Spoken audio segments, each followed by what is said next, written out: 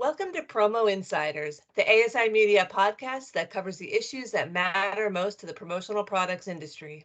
I'm Teresa Hegel, Executive Editor of Digital Content, and today I'm joined by my fellow Executive Editor, Sarah Lavandusky, to talk about sales in the second half of the year. Thanks for joining us, Sarah. Thanks, Teresa. Appreciate it.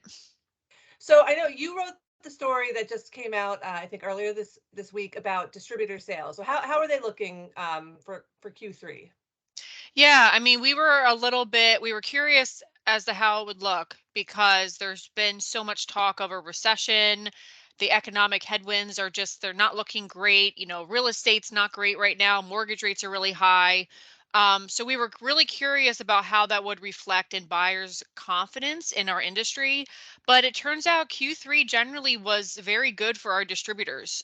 So we found that overall, distributors increased their sales by 12.4% when compared to last year's Q3, which was actually a really good quarter last year.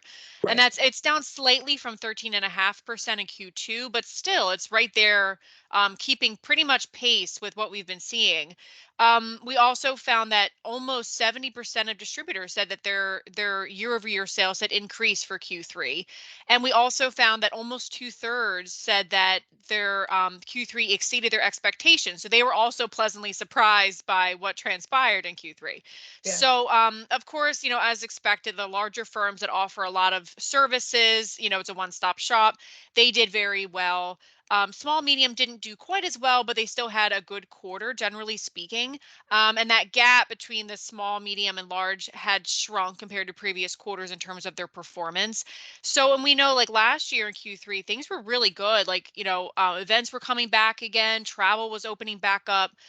People were buying for Q4 just before Omicron hit, which was like November, around this time last year, November, December into the beginning of this year was when Right. Omicron hit. So this was before then.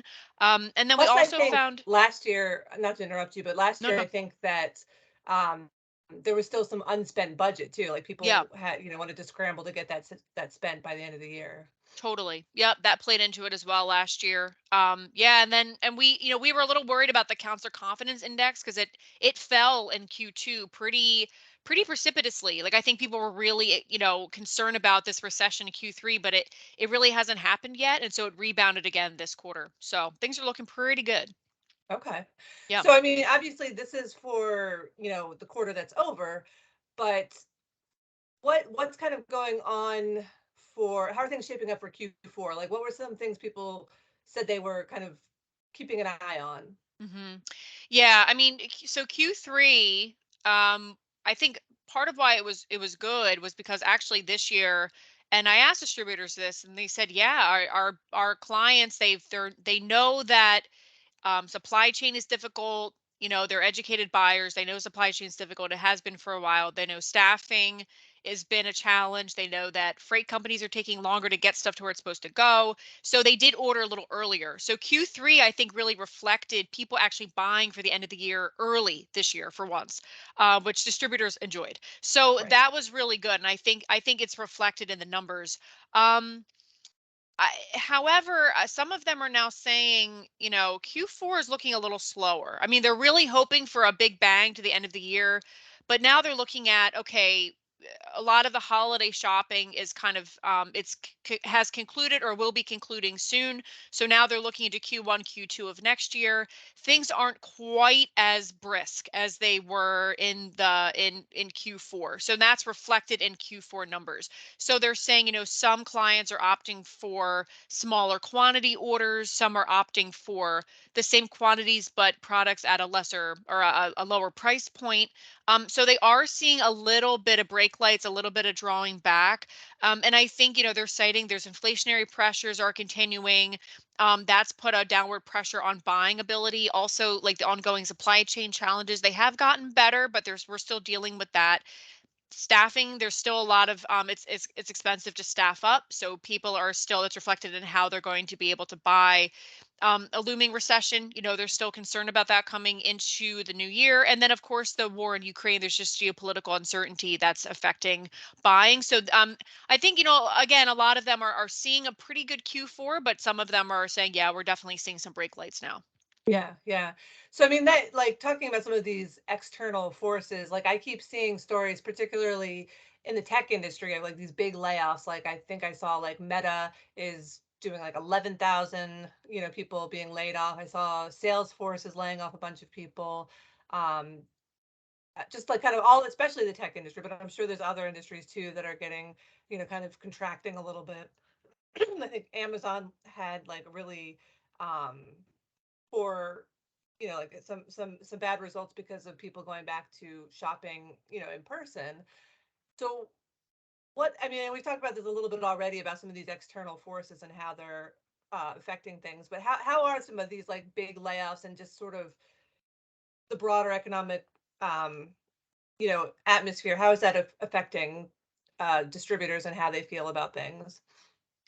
Yeah, there so it's crazy how these really big companies are starting to announce. That's not just like it's like major reorganizations. It's like thousands of people that they're warning are going to be laid off in the coming weeks right ahead of Christmas and the new year. So I I think that these huge companies and like Silicon Valley is known for being like, just so it's just so it's busy. It's they're always innovating. You always think like they're just growing, growing, growing all the time. So when you see these huge companies say that we're going to be laying off thousands of people, it does strike a little bit of a chord, right? You're like, well, is this a harbinger of things to come? Like, right, like these huge companies are laying off so many people.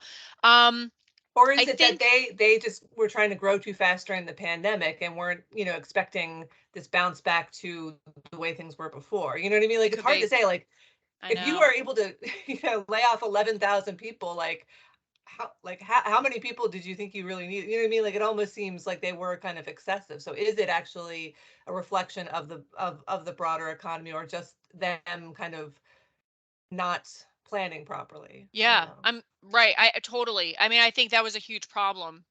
Trying to plan for like post COVID, what is that going to look like for us? And they staffed up really like it just became too much and it was too much weight on their shoulders. So now they have to slough that off. Um, yeah, I think generally, I think people look at that and it's like the immediate reaction is like, it's kind of a one of shock and it's Mhm. it's a little like, okay, what is this going to mean? Are things contracting now? I know like Amazon, they had their expectations for Q4 are they're pretty poor because I think people are starting to like you said, they're starting to maybe shop in person more, get back to that, right? Like not that COVID high that we saw, Mm.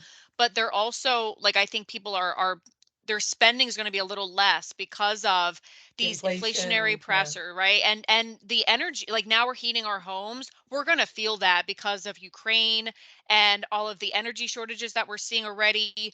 We're definitely going to feel that as consumers, and so your disposable income is much less, and so they're already seeing that.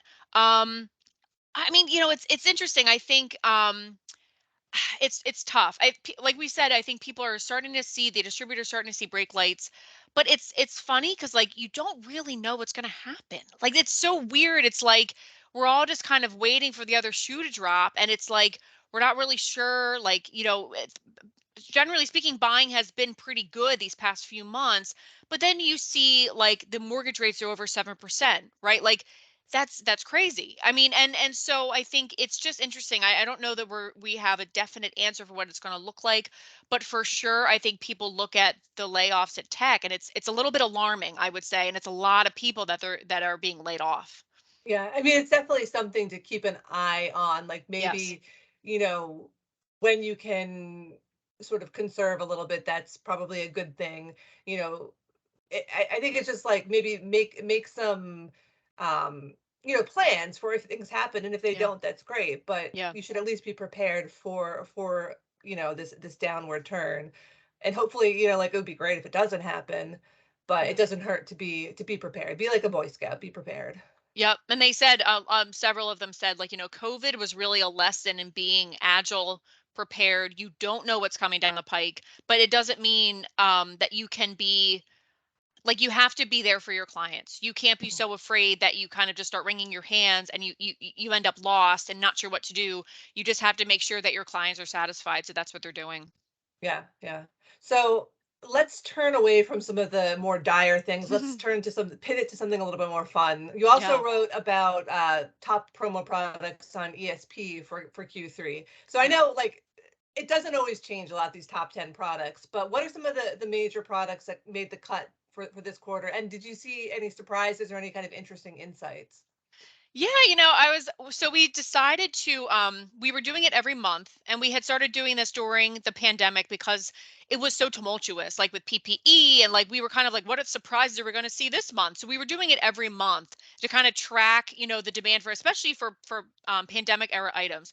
That has really calmed down this year. So each month, the top 10 were very much the same. Pens always was at the top. Water bottles always like number two for month after month after month. So we decided to go quarterly and see. Maybe we'll see like the trends may jump a little bit around. We'll see like, but for the quarter, it was the same. It was like the traditional categories was still at the top.